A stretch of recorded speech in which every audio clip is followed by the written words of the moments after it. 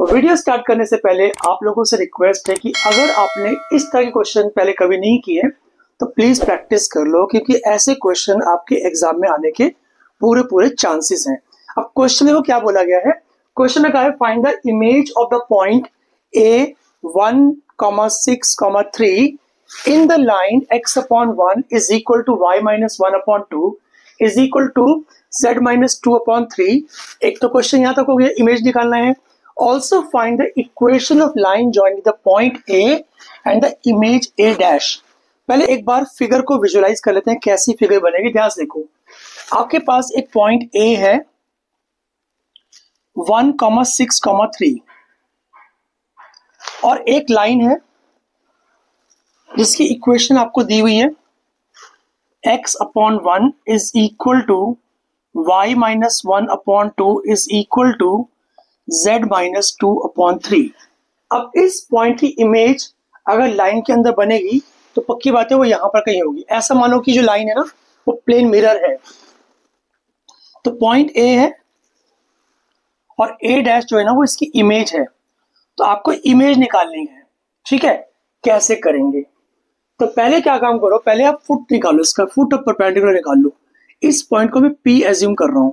P क्या है, x1, y1, z1 मैंने एज्यूम कर लिया। x1, y1, z1 एज्यूम कर लिया। तो कैसे स्टार्ट करें इस क्वेश्चन को। सबसे पहले बताओ direction ratios of the given line क्या है। देखो direction ratios of given line दिखाई पड़ रहा है साफ 1, 2 एंड 3। तो ये है 1, 2, 3, ये है direction ratios of given line. And इसके बाद देखो डायरेक्शन रेशियो ऑफ एपी। आपको इक्वेशन तो ए डैश की निकालनी है, साथ साथ आपको ए डैश भी निकालना है, लेकिन सबसे पहले मैं क्या कर रहा हूँ, डायरेक्शन रेशियोज ऑफ एपी निकाल रहा हूँ। कैसे निकालते हैं, whenever 2 points are given, how to find the direction ratios. Simple है, x2 minus x1 यानी कि x1 minus 1, y1 minus 6, z1 minus 3, ये है डायरेक्शन रेशियोज ऑफ एपी। अब देखो दो लाइंस आपस में जब परपेंडिकुलर होती हैं तो कंडीशन क्या होती है परपेंडिकुलरिटी की, a1 a2 multiplied by b1 b2 multiplied by c1 c2 is equal to 0। तो आपका a1 ये ले लेता हूं मैं, a2 इसको ले लेता हूं, कुछ भी ले सकते हैं।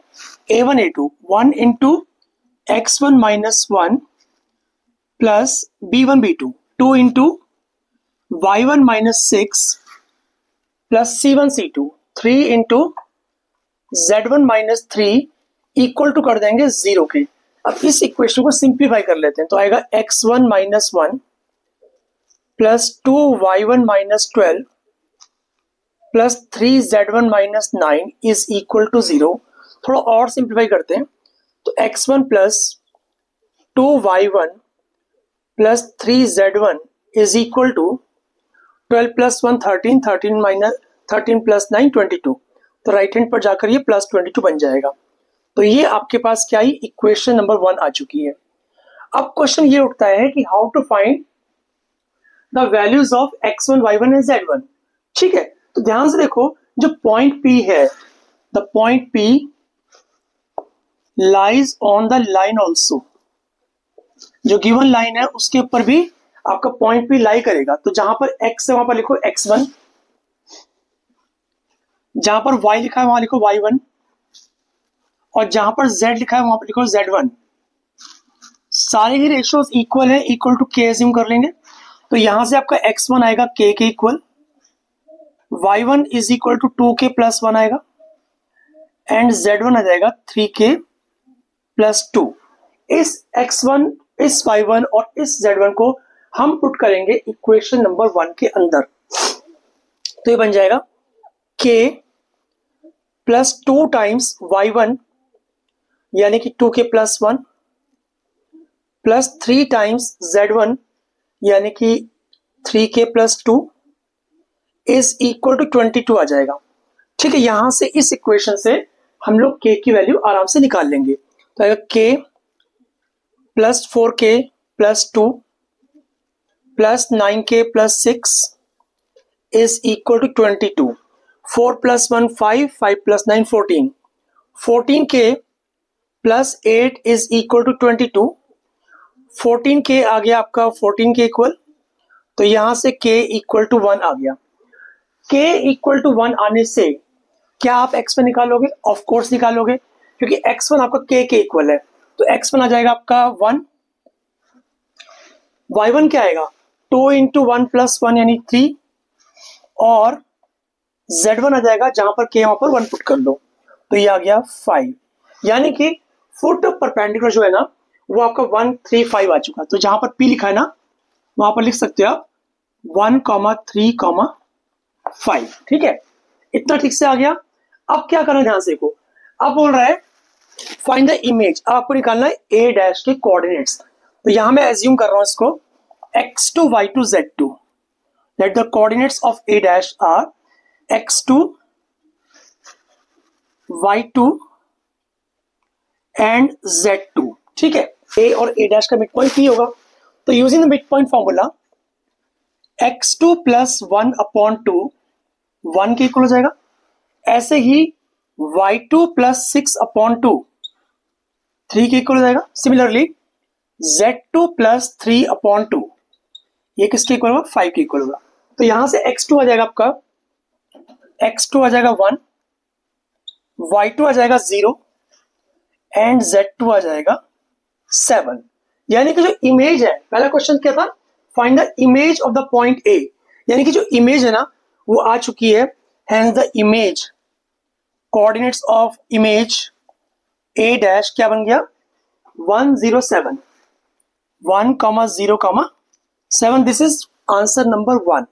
क्वेश्चन अभी खत्म नहीं हुआ है, क्योंकि आपको निकालना है इक्वेशन ऑफ ए डैश।